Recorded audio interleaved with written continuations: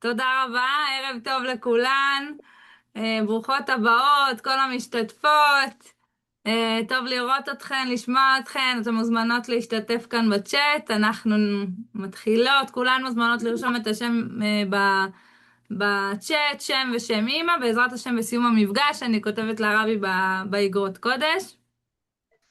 אז אנחנו הגענו בשעה טובה ללב של התניא, פרק ל"ב, הפרק עם באמת הנושא המרכזי של כל תורת החסידות, פרק מדהים, פרק עמוק, פרק רומנטי, פרק מרגש, פרק שהוא באמת המפתח הכי גדול לאהבה אמיתית, ובאמת באופן כללי המפתח להצליח בכל הדברים שלנו בחיים, ממש ככה. המפתח שיכניס אותנו בדלת אל הגאולה, ממש ככה. רגע, נעשה פה השתק.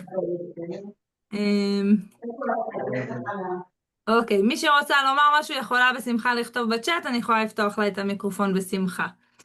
אז נפתח ככה בסיפור, סיפור מתוק שיכוון אותנו לתוך הפרק, סיפור ידוע, אבל ככה מאוד חשוב לספר אותו. הסיפור על הבעל שם טוב הקדוש.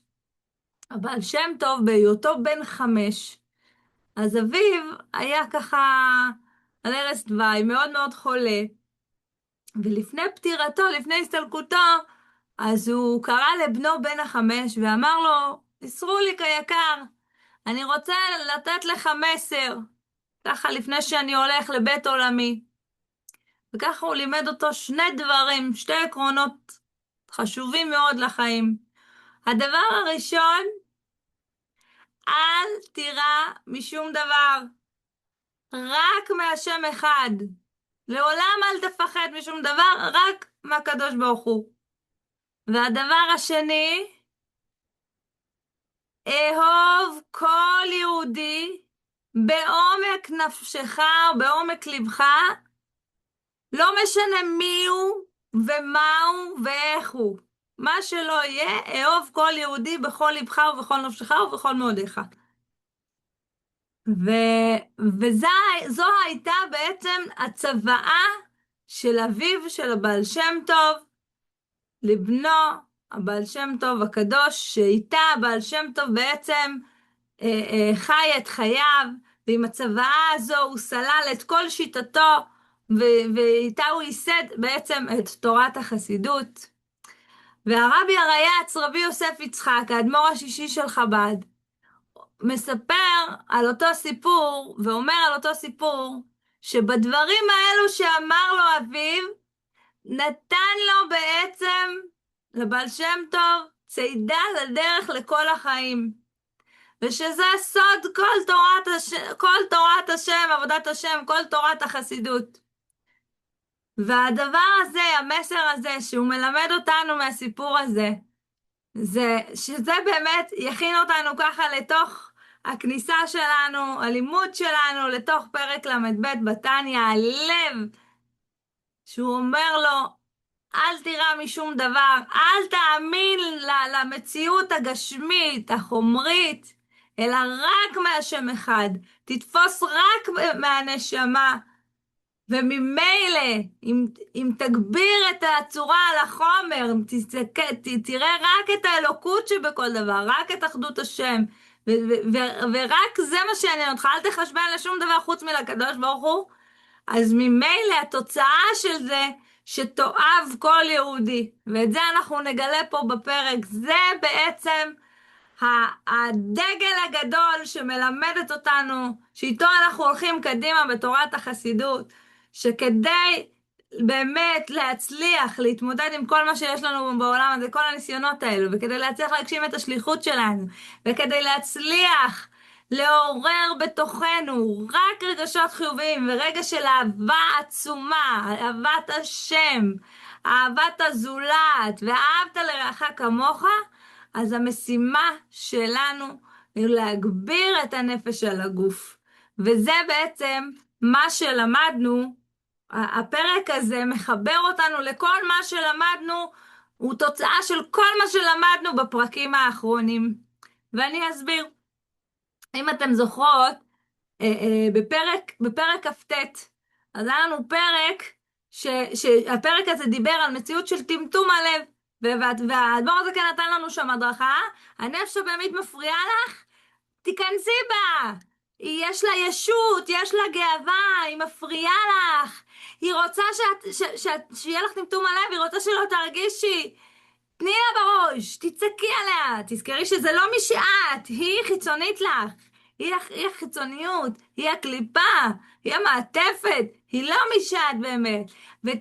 וככה תיכנסי בה, תזהי אותה שהיא אויבת, כן? כמו אפליקציית פיקוד העורף אמרנו, תפילי התראה, והופ, תזהי את האויב, תיירתי אותה, תיכנסי בה.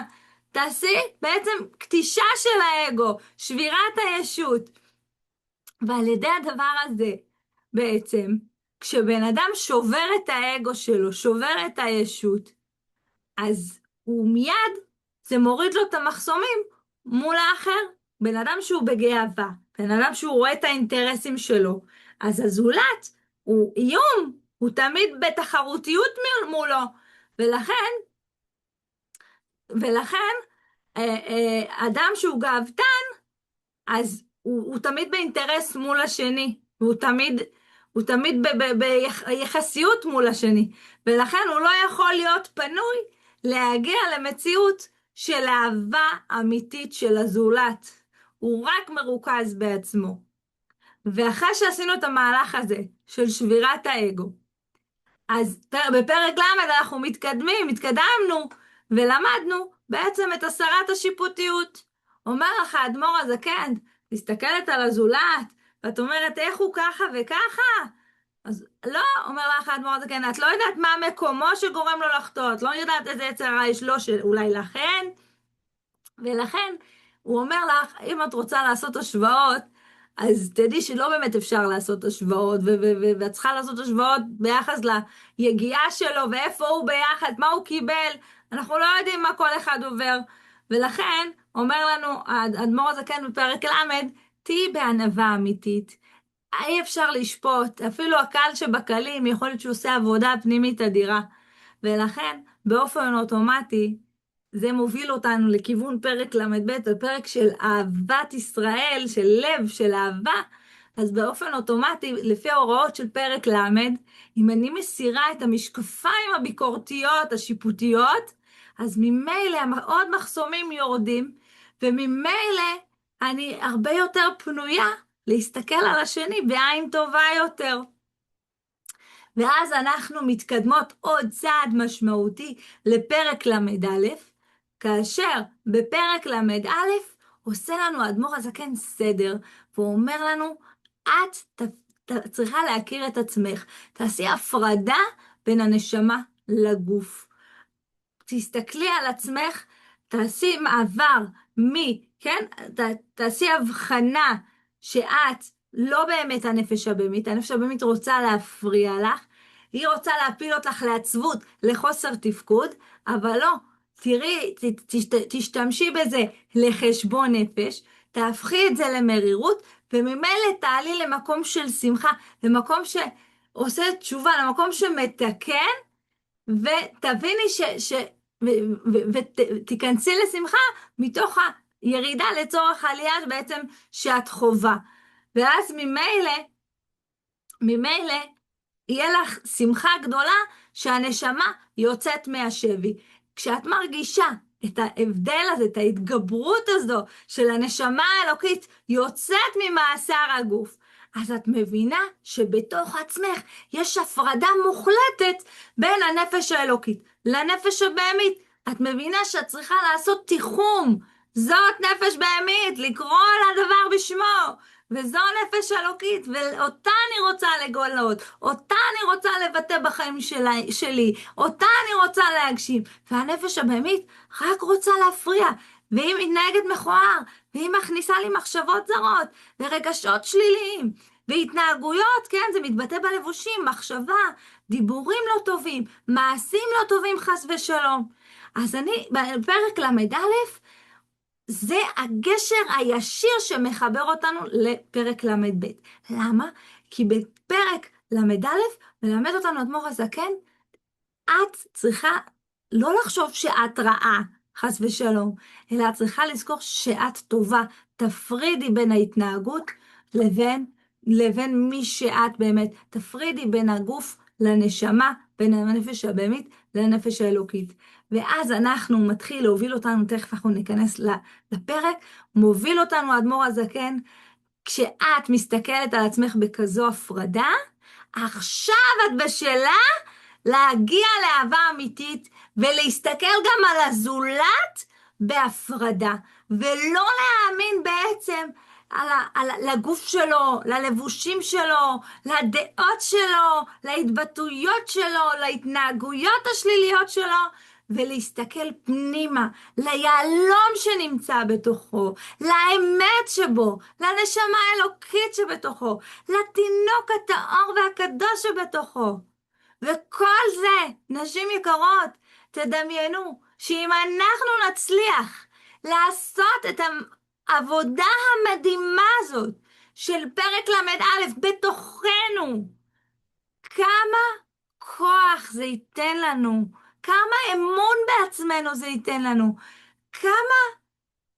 כמה התגברות על כל העניינים הלא רצויים זה ייתן לנו, כמה אהבה פנימית, כמה סליחה פנימית זה ייתן לנו. וממילא עם הטוב הפנימי הזה נוכל לצאת החוצה ולראות את הבעל בעין טובה, ולראות את הילדים בעין טובה, ולראות את הזולת בעין טובה, את החברה, את המנהלת, את העמיתים לעבודה, ובכלל את כל מי שמעצבן אותי, עד אפילו הקל שבקלים, את היהודי הכי הכי הכי רחוק, הכי הכי פושע, הכי הכי שנראה לך הכי הכי בזוי, אפילו אותו, ברגע שנצליח לעשות את ההפרדה הזו בין הגוף לנשמה, וניכנס למשקפיים של ראייה אלוקית, של ראיית נשמה, רק אז נוכל להגיע באמת באמת לאהבה אמיתית אל הזולת.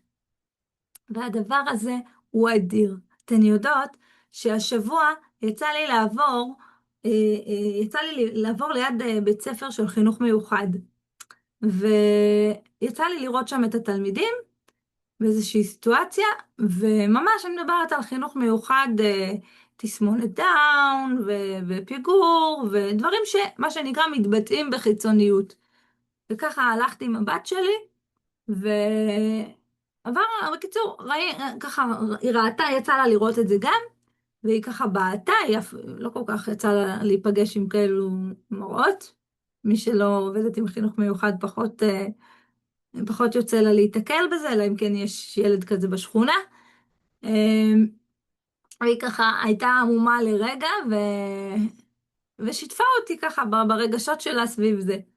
ואמרתי לה, שתדעי לך, אני פשוט יצא לי גם לבקר בתוך בית הספר הזה, ואמרתי לה, שתדעי לך, שאנשים, ואני אשמח לדעת נשים יקרות, אם יש כאן נשים שעוסקות בחינוך מיוחד, ילדים עם צרכים מיוחדים, נשים או אנשים שמתעסקים עם אנשים עם צרכים מיוחדים, עם ילדים עם צרכים מיוחדים, אז הם עילוי, והם אנשים מדהימים, עם נשמה אדירה, כי הכוח לעבוד עם ילדים, עם אנשים אפילו בוגרים, עם צרכים מיוחדים, שבחיצוניות הם לא בהכרח מתפקדים או נראים כמו אנשים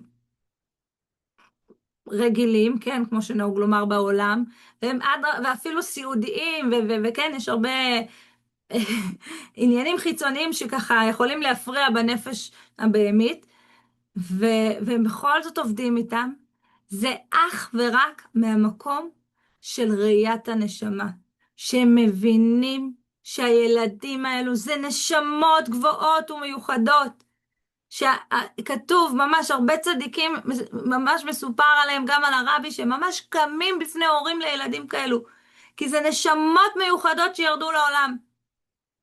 אז אז כאן אנחנו מבינים, כאן יש לנו לעולם, אילנית, תודה רבה על השיתוף, תודה רבה. אז בהחלט, שמה זה מתבטא פחות בחיצוניות. אילנית שיתפה שהיא מורה לילדים על הרצף ולקויות למידה, גם אני. זה פחות מתבטא בחיצוניות, אבל אין ספק שכדי להגיע ולגעת בנשמות האלה צריך הסתכלות לגמרי לא שיפוטית.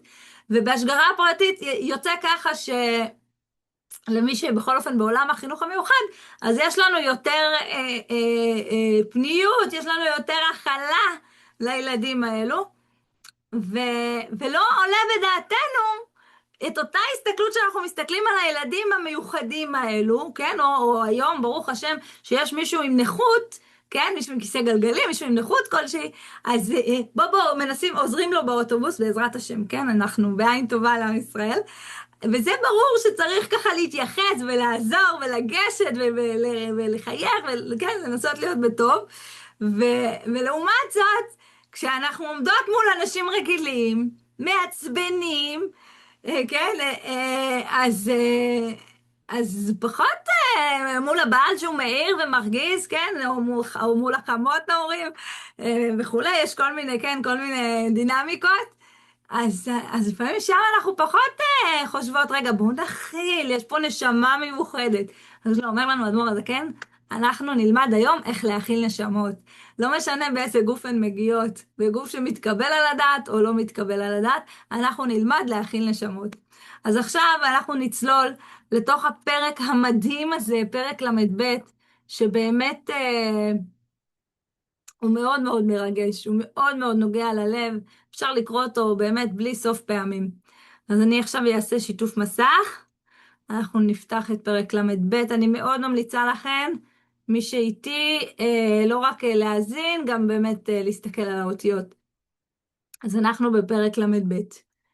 והנה על ידי קיום הדברים הנ"ל, להיות גופו נבזה ונמאס בעיניו. רק שמחתו תהיה שמחת הנפש לבדה. הרי זו דרך ישרה וקלה, לבוא לידי קיום מצוות ואהבת לרעך כמוך, לכל נפש מישראל, למגדול ועד קטן. אני שוב חוזרת. והנה על ידי קיום הדברים הנ"ל, מה הכוונה? אחרי שאת עושה את כל מה שלמדנו בפרקים האחרונים, כן? למדנו לשבור את האגו, למדנו להיות בענווה ולא בשיפוטיות כלפי הזולת, למדנו להפריד בין הנפש הבהמית לנפש האלוקית, כן? להבדיל בין הגוף לנשמה. כשאת מקיימת את הדברים האלו, אז התוצאה של זה, כן, בואו נראה, כשאת מקיימת את הדברים, להיות גופו נבזה ונמאס בעיניו. הכוונה לנפש הבהמית, שאת מואסת בנפש הבהמית, שהיא באה להפריע לך, היא שמה לך משקפיים שליליות על החיים, משקפיים שליליות על עצמך, משקפיים שליליות על הזולת. אז כשאת מבזה אותה ומבטשת אותה ואומרת לה, תפסיקי להפריע לי בחיים, רק שמחתו תהיה שמחת הנפש לבדה.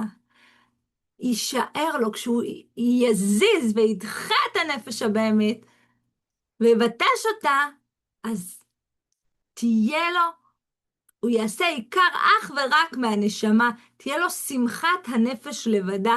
הוא יעשה את הנשמה עיקר ואת הנפש הבהמית תפלה.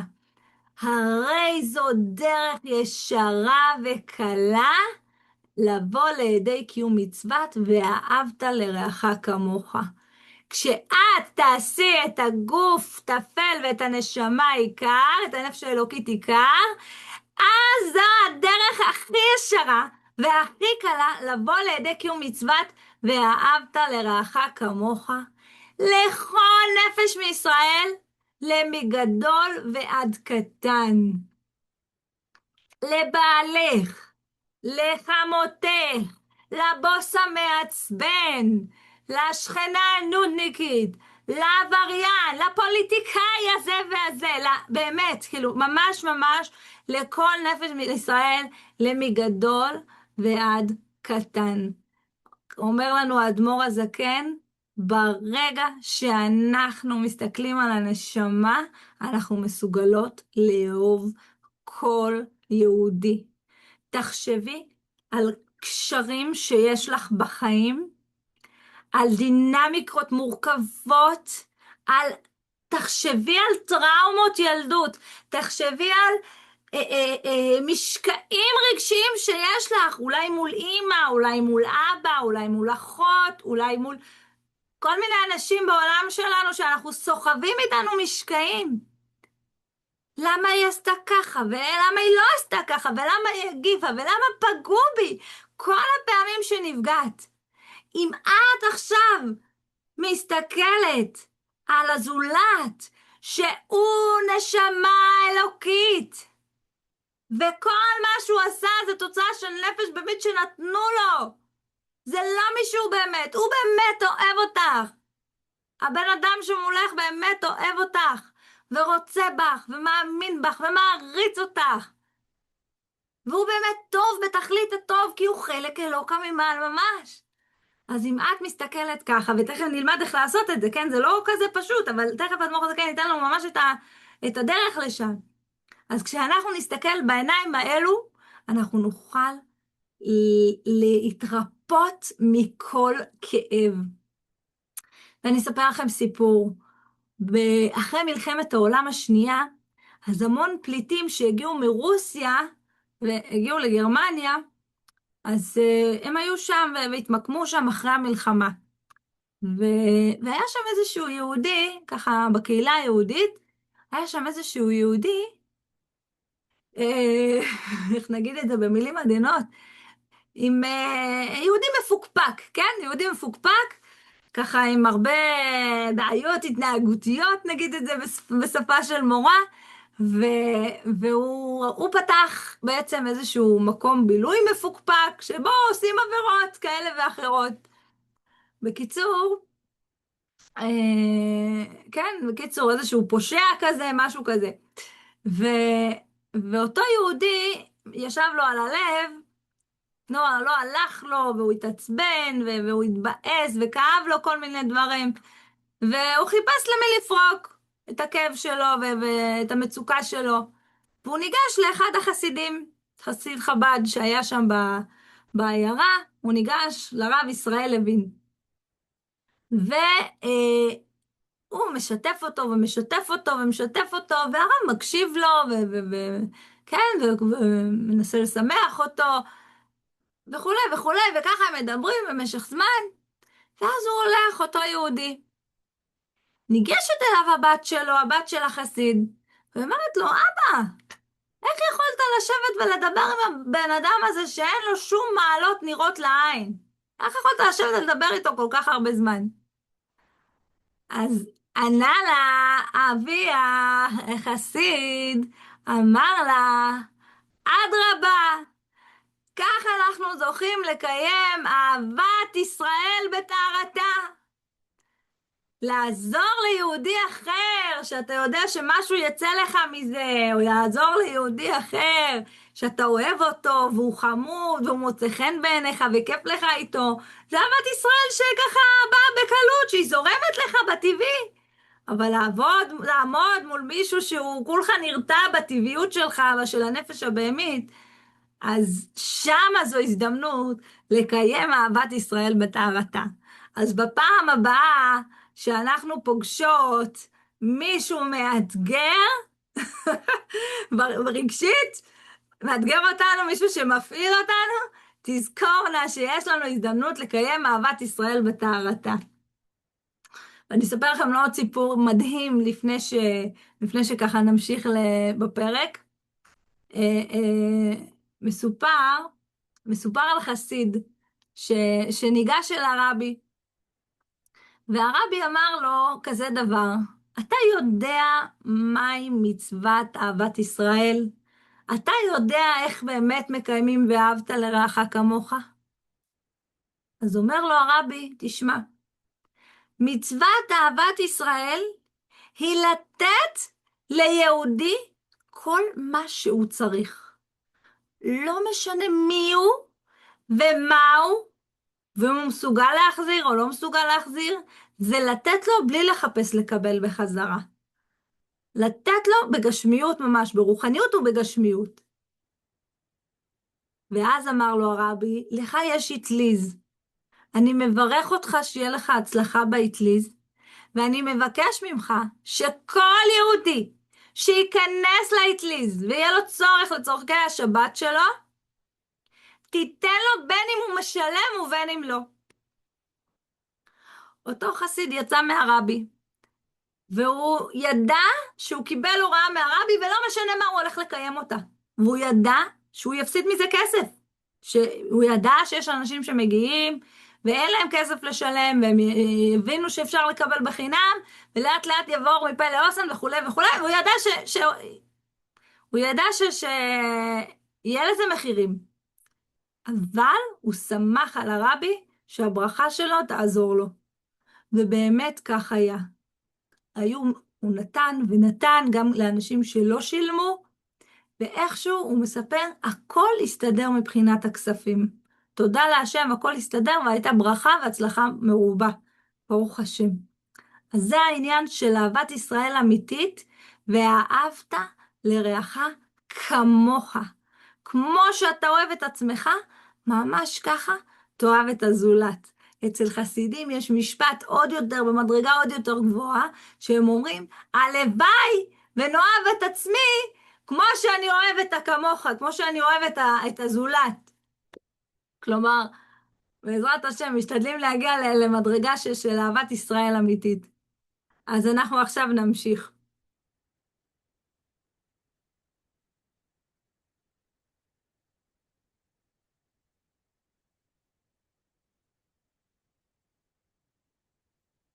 עכשיו הוא מתחיל להסביר לנו אדמו"ר הזקן.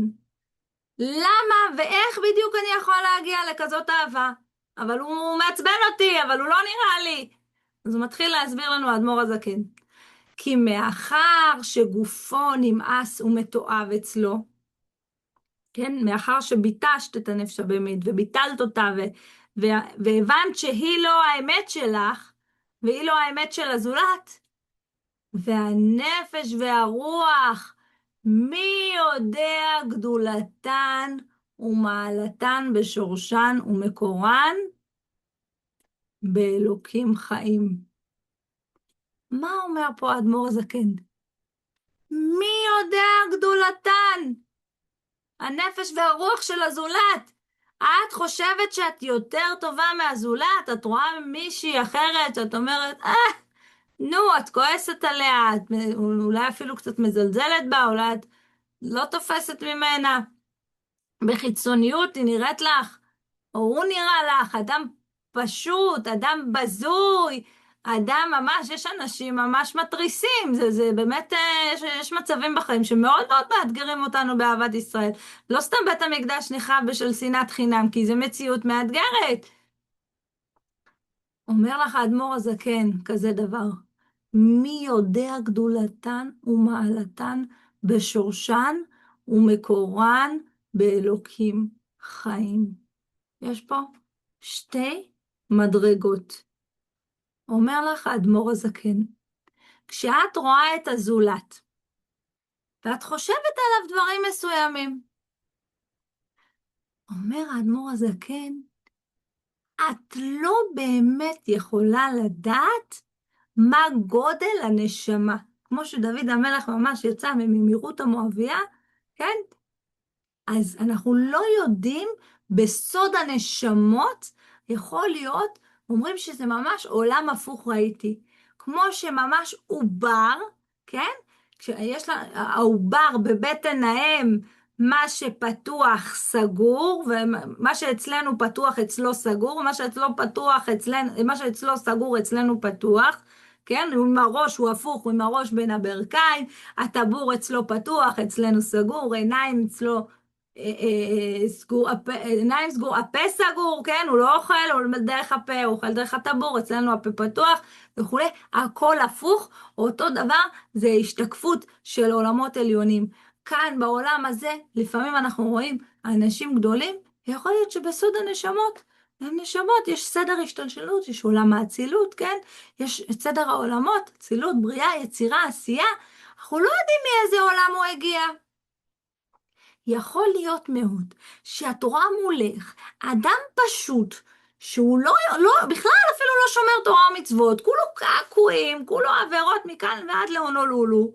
זאת אומרת, מה זה הדבר הזה? מה זה? מאיפה הוא הגיע? הוא לא למד שום דבר בחיים שלו? אבל את לא יודעת מה יקרה עם הבן אדם הזה בחיים. את לא יודעת אם יום אחד הוא יתעורר בתשובה אדירה. ממש, את לא יודעת אם הוא יהיה כמו רבי עקיבא, שהיה איש פשוט, ובגיל 40 התחיל ללמוד תורה, והפך להיות גדול ישראל. אז אנחנו לא יודעים בעצם, אומר לך אדמו"ר הזקן, את לא יכולה, עוד פעם חוזר על החוסר שיפוטיות, למה ברגע שאת מסתכלת רק על הנשמה, אם את מסתכלת על הגוף, אז יש הבדלים ביניכם, כן? את עושה כך, את ברמה הזאת, הוא ברמה הזאת, יש הבדלים. אבל את מסתכלת רק על הנשמה, אז את לא באמת יודעת איפה הוא. את לא מבינה, כאילו, כן, אולי יש פה מישהי שמבינה בנשמה, אתה אומר לך, כן, לא, אנחנו לא יודעים. כל אחד מגיע ממקום אחר בנשמות. זה מצד אחד. ומצד שני, אומר אדמו"ר הזקן בהמשך הפסוק, בשורשם אלוקים חיים. יש בחינה מסוימת שכל נשמה הגיעה ירדה לעולם מאיזשהו עולם מסוים, אבל יש מקום בשורש הנשמות שכולם שורשן באלוקים חיים. בכלל יש מקום שהוא שווה ערך. גדול הצדיקים מול הקל שבקלים, כולם מגיעים ממקור הנשמות. מתחת כיסא הכבוד, כולם מגיעים מאוצר הנשמות. ולכן יש מקום שכל הנשמות שוות לחלוטין, מגדול ועד קטן.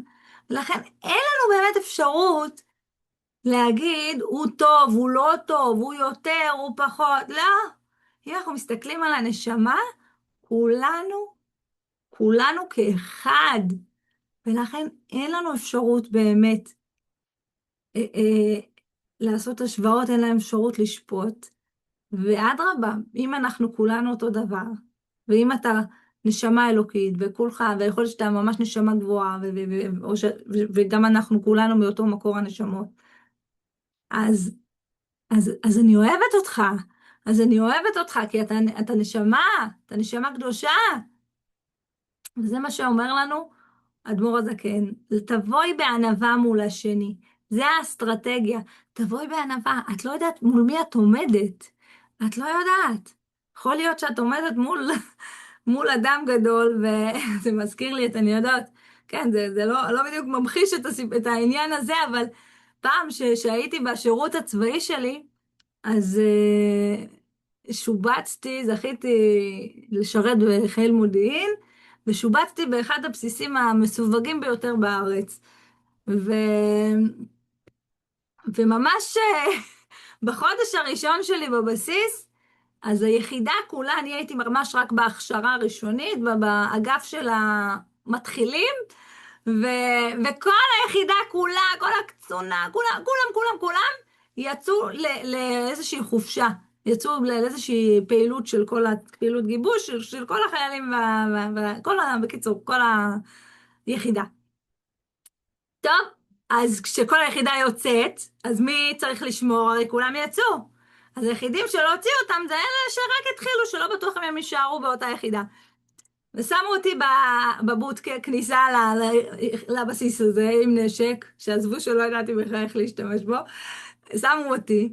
בקיצור, טוב, עכשיו אני אמורה לאפשר לרכבים להיכנס או לא לאפשר בהתאם לאישורים שלהם. בקיצור, מגיע הרכב עם נהג וקצין, קצין מדרגת אלוף משנה, כן? 3 פלאפלים, לא קצין זוטר, קצין רציני ביותר. בקיצור, אני רואה 3 פלאפלים. אני אומרת לו, אוקיי, תביא לי אישור כניסה.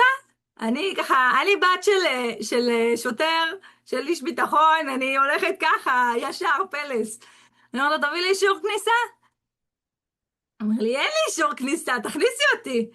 אני כזה, אני לא יכולה להכניס אותך. אני לא יכולה להכניס אותך. בקיצור, סיפור שלם. טוב, אז שאלתי אותו, אוקיי, מה השם שלך? עכשיו, הוא אמר לי את השם, ובקושי שמעתי, ולא היה לי נעים לשאול אותו עוד פעם, קצין ככה בדרגה בכירה, הוא אמר לי איזה שם כזה ארוך, לא הצלחתי לקלוט. אוקיי, אני ניגשת לתוך הבוטקה, יש לי שם חוברת של איזה 20 דפי אקסל, קטנים קטנים מלא מלא מלא שמות של כל אנשי היחידה. איך היא תמצאי עכשיו בתוך, לא יודעת, 600 שמות את השם הזה? ואני מתקשרת עכשיו, אין אף אחד, אף אחד לא עונה לי. עכשיו הוא ככה עומד איזה חצי שעה תקוע בשער, מתעצבן, אני אומרת לו, אני לא יכולה להכניס אותך, אין לך אישור כניסה. בקיצור, אז זה היה, אחרי זה כאילו התקשרתי, אז בסוף ענו לי, אמרתי, מי זה? אמרו לי, את לא נורמלית, זה מפקד הבסיס, וזה, תכניסי אותו. בקיצור, אז הכנסתי אותה, בלי אישור כניסה, אבל עוד אמרו לי להכניס אותה.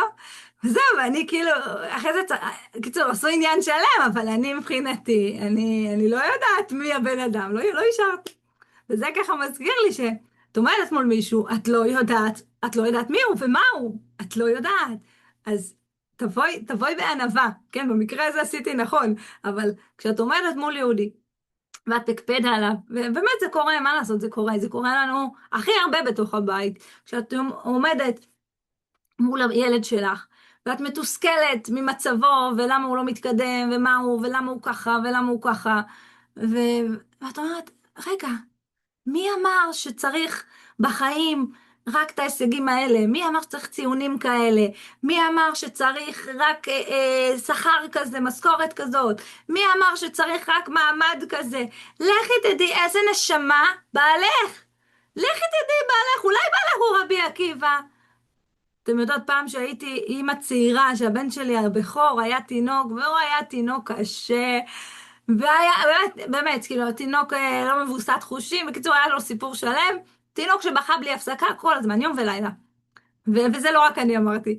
ובקיצור, אמר לי, הלכתי לרב, כאילו, אמרתי לו, אני יוצאת מדעתי, ואני לא יודעת מה לעשות, מה זה התינוק הזה? אחרי שאגב, חיכיתי שהוא יגיע, התפללנו כבר הרבה זמן שיהיה תינוק.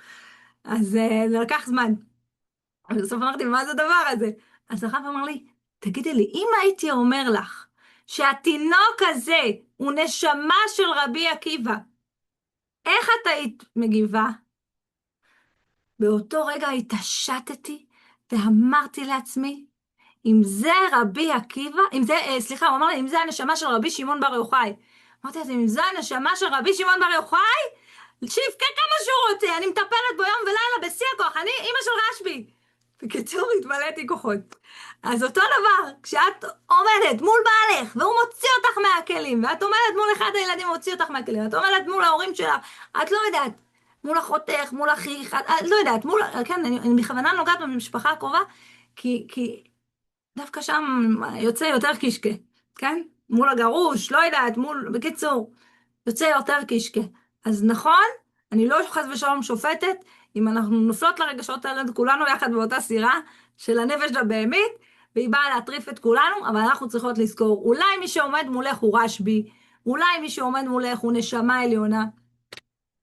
היה סיפור של יהודי, שהוא הגיע לרבי הרש"ב, חסיד אחד, והוא שמע איך הרבי הרש"ב מדבר על כל מיני אנשים פשוטים מהקהילה, ומשבח אותם, וזה ככה צבט לו, הוא חסיד ברמה ולמדן, והוא אמר לרבי, תגיד לי, לרבי הרש"ב, מה אתה עושה כזה עניין גדול מאותם אנשים פשוטים?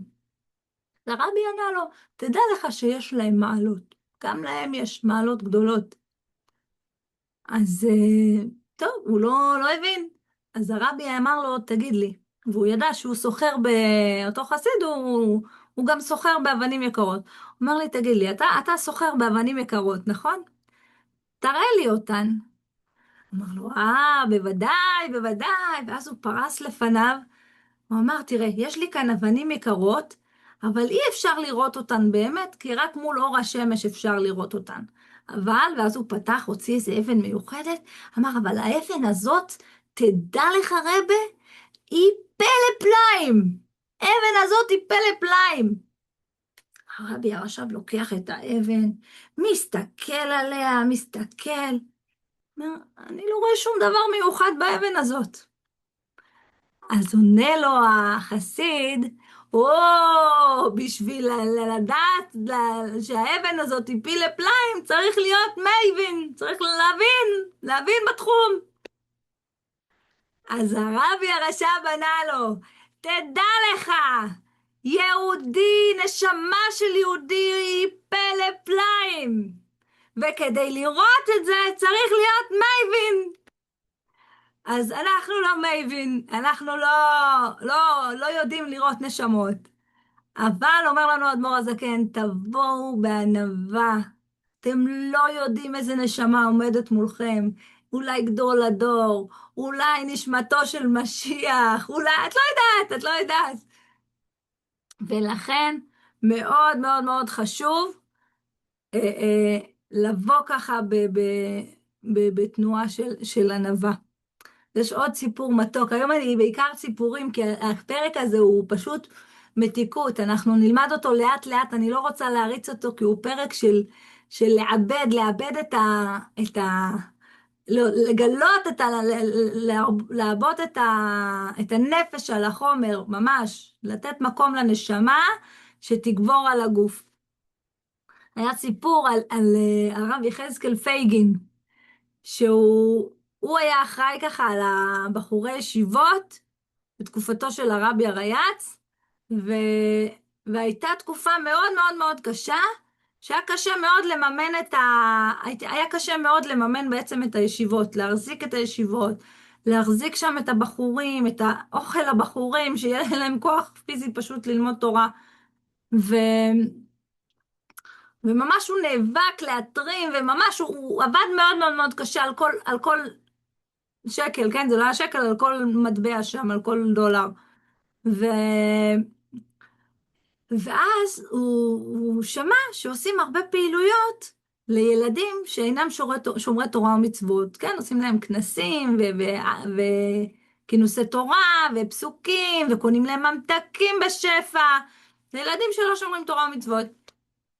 והוא ניגש לרבי הרייץ בטרוניה והתלונן, אמר לו, רבי, איך אתם מוצאים כל כך הרבה כסף על ילדים שהם אפילו לא שומרים תורה ומצוות, הם לא ישבו וילמדו תורה. במקום זה אפשר לקנות עוד פרוסת לחם לבחור ישיבה, לתומים, שישב וילמד עוד תורה עד הלילה. לא חבל על הכסף? כשהוא אמר את זה, התחיל הרבי הרייץ לבכות, והתפרץ בבכי, ובכה. ואותו חסיד ראה את הרבי בוכה, הוא מיד עשה תשובה, הוא נבהל והתחיל לבכות גם, ובכה. והרבי נזף בו כזה ואמר לו, חצ'קל, כן? חצ'ה, ממתי אינך מבין בנשמות? מאיפה אתה יודע הילדים האלו, מי הם ומה הם ולאן הם יגדלו ומה יצא מהם ואיזה דורי דורות ואיזה משפחות, אתה לא יודע מה זה נשמות של הילדים האלו. וזה סיפור ככה מאוד מאוד נוגע ללב. אנחנו צריכים לדעת שכל יהודי הוא, כמו הבעל שם טוב אומר, כל יהודי הוא כמו הבן של הקדוש ברוך הוא שנולד לו, בנו יחידו שנולד לו לעת זקנתו. ולחבק כל יהודי כמו ספר תורה. כל יהודי הוא מתיקות, הוא אהבה עצומה, הוא קודש קודשים, הוא נשמה טהורה, הוא חלק מהבורא, ולכן עלינו לבוא באמת ממקום של ענווה. ועכשיו אנחנו נמשיך ונראה עוד. אז האסטרטגיה שלמדנו הראשונה היא לבוא בענווה.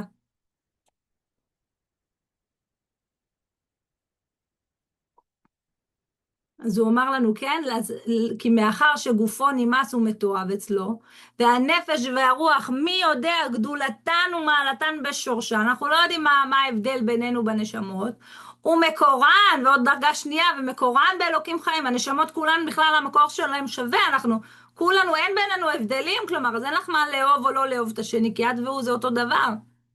בשגם שכולן מתאימות, ואב אחד לכולנה. ולכן נקראו כל ישראל אחים ממש, מצד שורש נפשם בהשם אחד, רק שהגופים מחולקים. מה אומר לנו פה האדמו"ר הזקן? עוד סיבה למה את לא יכולה לעשות, לשנוא את השני.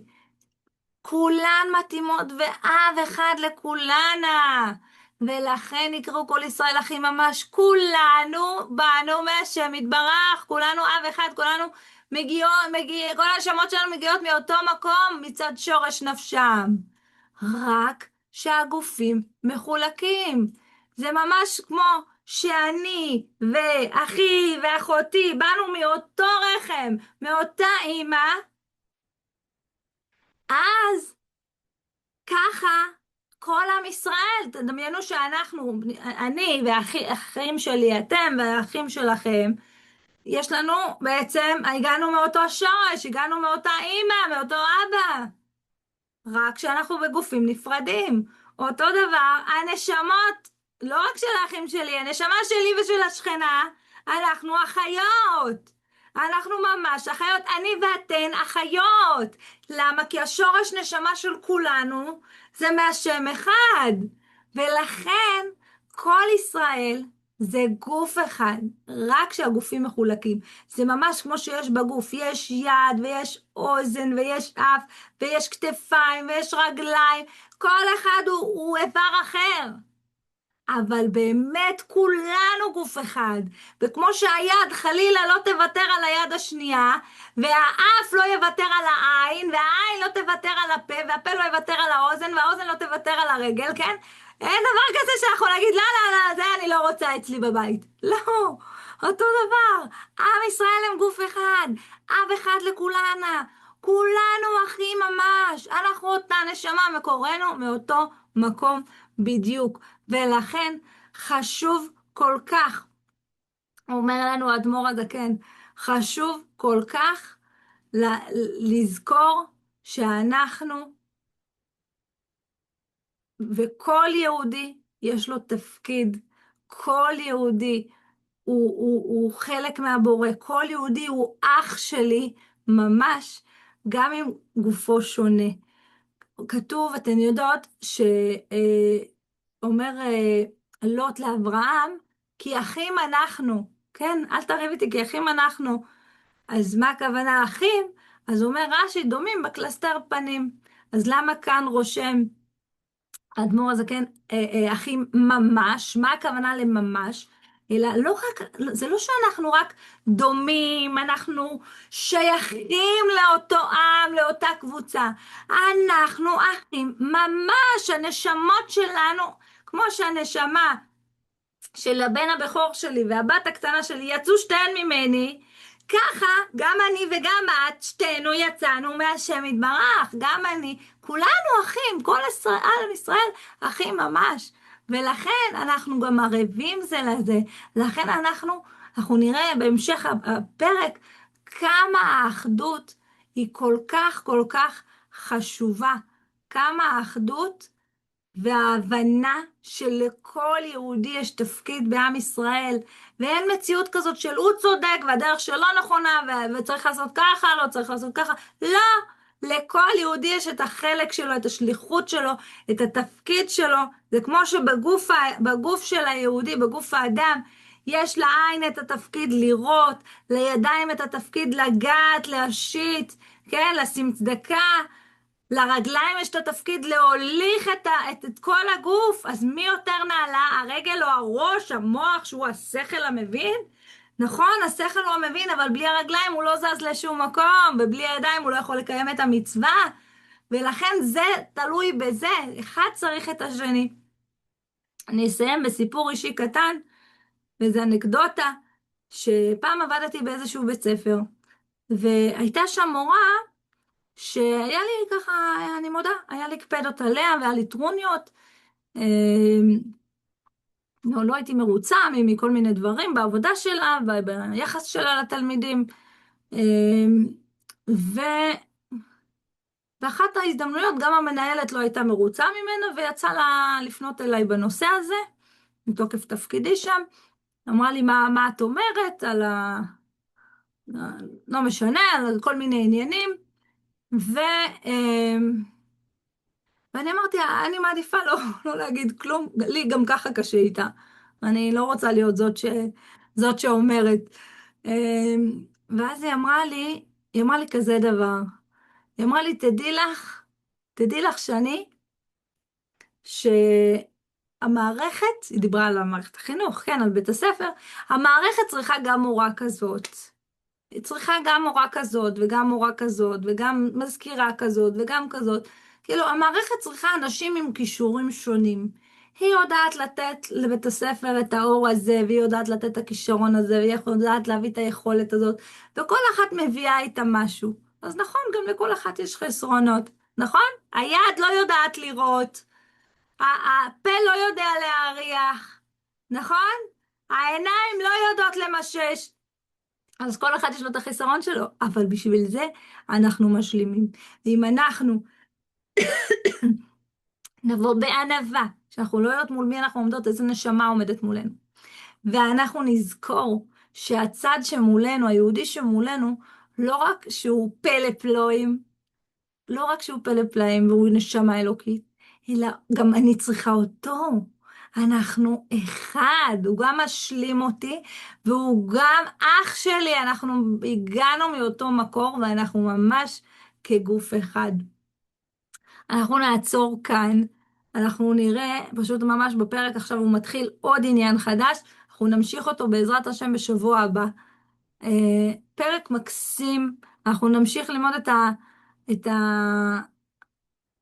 האסטרטגיה הזאת שנותנת לנו כוח בחיים, לצלול עכשיו, שאנחנו מסיימות את המפגש שלנו, לצלול עכשיו בחזרה למרחב המשפחתי, למרחב של הבית, למרחב מחר של העבודה, של המשך העניינים שלנו, מתוך הסתכלות נקייה וטהורה ואוהבת וחומלת ומכילה, הסתכלות אלוקית ולא שיפוטית.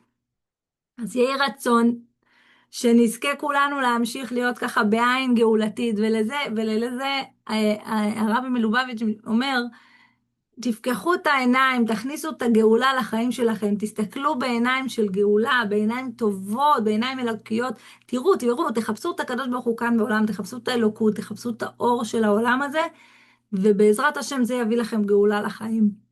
אז מי שלא רשמה את השם מוזמנת בעזרת השם לרשום את השם שלה כאן, אני עכשיו כותבת לרבי בעזרת השם, שיהיה בשורות טובות, ושיהיה לנו בעזרת השם בשורות טובות בכל העניינים האישיים, הפרטיים, וגם העניינים הכלליים של כל עם ישראל. אני מקווה בעזרת השם שככה נוכל להמשיך לשדר בשקט, בלי עניינים שליליים ברקע ככה, בלי מלחמות ועניינים, שיבוא משיח, ויגיד די לצרותינו, ויגאל אותנו מעבדות לחירות בעזרת השם, מגלות לגאולה. בשורות טובות, המשך לילה נפלא, תודה לכולכן שהייתן כאן הערב. להתראות, בשורות טובות.